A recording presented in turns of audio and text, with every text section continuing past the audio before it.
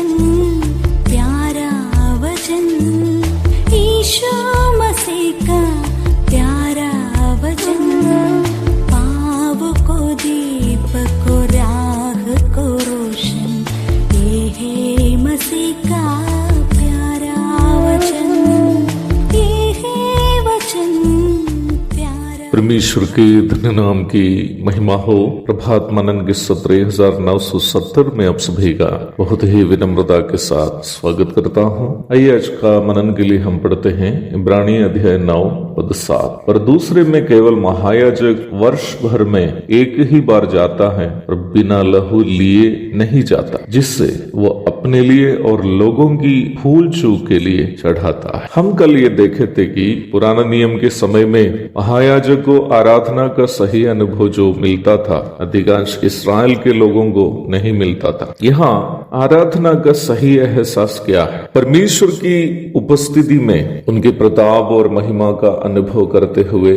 अपने आप को संपूर्ण रूप में उनके सामने समर्पण करना ही आराधना का सही एहसास है। आराधना में खास करके दो बातें सम्मिलित है। पहली बात परमेश्वर की श्रेष्ठताओं का एहसास करना है। दूसरी बात परमेश्वर के आगे अपने दुर्बलताओं का अंगीकार करते हुए संपूर्ण रूप में समर्पण करना। परंतु परमेश्वर की उपस्थिति में जाकर उनकी श्रेष्ठताओं को समझना भी पापी मनुष्य स्वयं नहीं कर सकता। परमेश्वर की उपस्थिति में पापी मनुष्य का प्रवेश केवल यीशु मसीह के द्वारा ही संभव है। प्रभु यीशु मसीह का यह प्रस्ताव आप अवश्य जानते होंगे, मार्ग, सत्य और जीवन मैं ही हूँ, बिना मेरे द्वारा कोई पिता के पास नहीं पहुँच सकता। यूहन्ना 14:6। किसी भी जमाने में परमेश्वर पिता की उपस्थिति में मनुष्य का प्रवेश प्रभु यीशु मसीह के द्वारा ही संभव है। प्रभु यीशु मसीह परमेश्वर और मनुष्य के बीच का एकमात्र बीच वही है। पहला तीमुथियुस अध्याय 2 पद 5 और 6। अवश्य याद रखनी है प्यारो,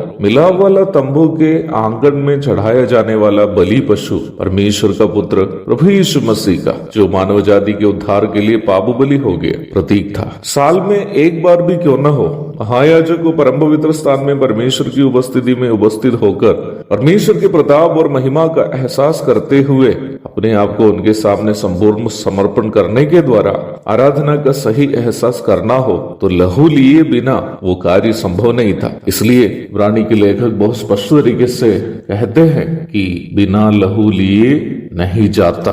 बलि पशु का लहू जो महायाजक अपने हाथों से परम पवित्र स्थान की ओर ले चलता था, वो लहू प्रभु यीशु मसीह का ही लहू का प्रतिनिधित्व करता है। अर्थात परमेश्वर की उपस्थिति में पहुंचकर उनके प्रताप और महिमा का एहसास करते हुए अपने आप को उनके सामने संपूर्ण समर्पण करना और इस प्रकार उनकी आराधना करनी आदि केवल और केवल प्रभु यीशु मसीह के लहू को थामे हुए ही संभव है। महायाजक हाथों में थामने वाला लहू एक बड़ा त्याग की कहानी हमें सुनाता है। पापी मनुष्य को अपने पवित्र उपस्थिति में पहुंचाने के लिए अपने पुत्र को बलि किए हुए स्वर्गीय पिता का त्याग की कहानी। यह तो भी परमेश्वर के प्रताप और महिमा उनकी आराधना करने के लिए हमें प्रेरित करता हो, पर परमेश्वर की आराधना करने के लिए हमें यीशु मसीह का लहू ही लायक बनाता है। अर्थात परमेश्वर की आराधना जब हम मनुष्य करते हैं, उसका केंद्र विषय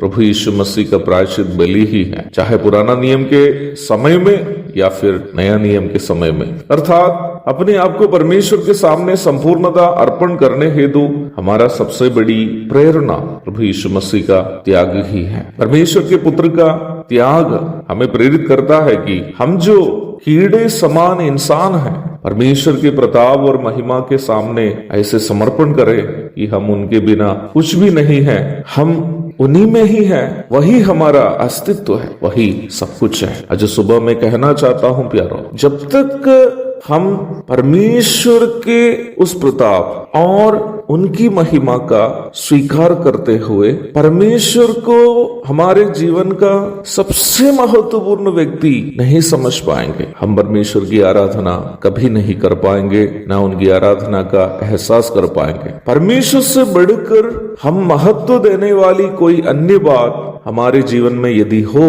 तो हम कभी भी परमेश्वर की आराधना का सही एहसास नहीं कर पाएंगे। केवल गीत गाना, केवल प्रार्थना करनी या रोटी तोड़ना ही आराधना नहीं हो सकती। हमारे हृदय से आराधना निकलती है। जब हृदय से आराधना निकलती है या हृदय से आराधना निकलनी हो तो हमारे मन में परमेश्वर से बढ़कर हम महत्व देने वाली कोई अन्य बात या कोई अन्य व्यक्ति नहीं होना चाहिए। परम पवित्र स्थान में उपस्थित होते समय महायाजक के मन का एहसास यही है और आराधना का सही एहसास भी यही है जो मुझ में और आप में होना चाहिए। एक और शुभ दिन की धन्य कामनाओं के साथ आज का मनन में यह समाप्त करता। प्रभु आप सबको आशीष दे।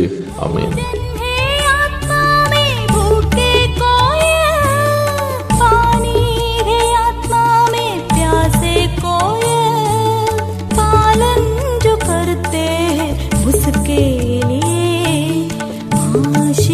पाने का साधन है ये वचन, प्यारा वचन ईशो